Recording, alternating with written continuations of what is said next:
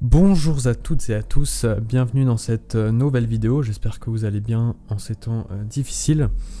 Donc oui, je tiens à m'excuser parce que ça fait longtemps que j'ai pas fait de vidéo, j'avais promis de revenir. Mais vu que là du coup j'ai un peu de temps à cause du confinement, je vais essayer de reprendre la série de vidéos. J'ai aussi lu pas mal de vos commentaires et les conseils que vous m'avez donnés et les suggestions de ce qu'on pourrait faire. Donc je vais essayer de suivre ça, et si jamais vous avez des suggestions de vidéos que je pourrais faire prochainement, n'hésitez pas.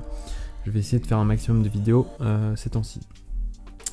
Ici on peut voir, c'est ce qu'on avait fait donc dans les quelques dernières vidéos. Si vous n'avez pas suivi, vous pouvez aller suivre. On faisait ce front-end là avec des articles. Ce système d'articles. Ouais, bon là ça marche pas, mais avec un lien qui menait vers l'article.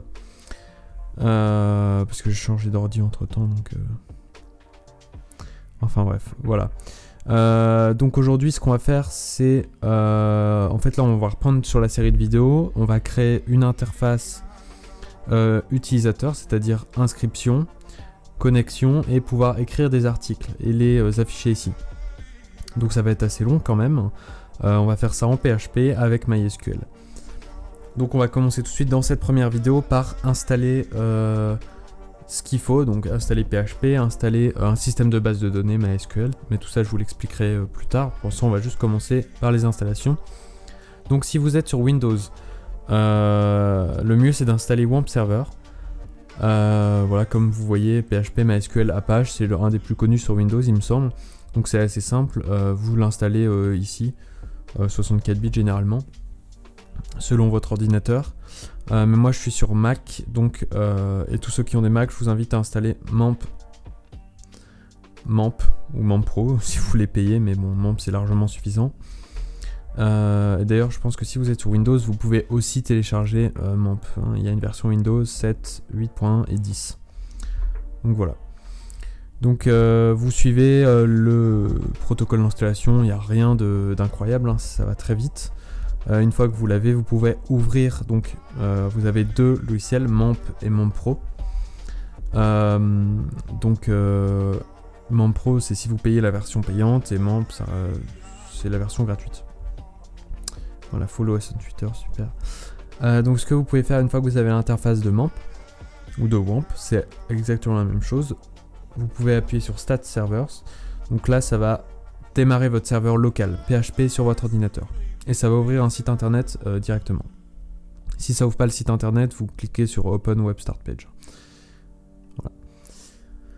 Voilà. Donc une fois que vous êtes là, vous voyez que vous êtes en localhost sur le port 8888.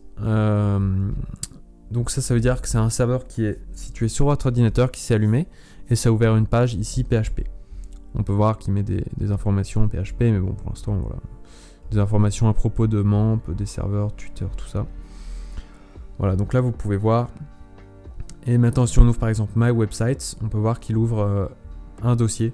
Alors pour l'instant qui est vide, parce qu'on n'a encore rien fait, mais on va voir, on fera des choses. Toujours sur le port 8888.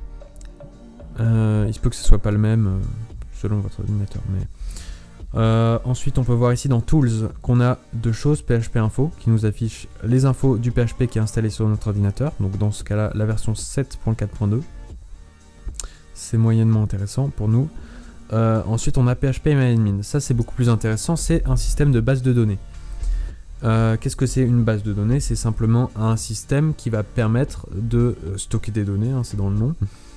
Et comme on peut le voir, on a des tables, bon là c'est le système de MySQL, hein, c'est des grandes tables, je vous conseille de ne pas toucher à grand chose. Et en fait ce qui va nous permettre de stocker des données, par exemple des utilisateurs, par exemple des articles, etc. Ça va permettre de modifier, de supprimer ou d'ajouter des données. Voilà, tout simplement c'est le système, un des systèmes les plus connus en tout cas avec PHP. PHP MyAdmin, c'est pour permettre d'administrer MySQL. Donc voilà, je vous remercie d'avoir suivi cette vidéo. À bientôt dans la prochaine vidéo, on va commencer à développer l'interface d'inscription utilisateur et de connexion pour ensuite, dans la vidéo d'après, pouvoir commencer à utiliser PHP. À bientôt.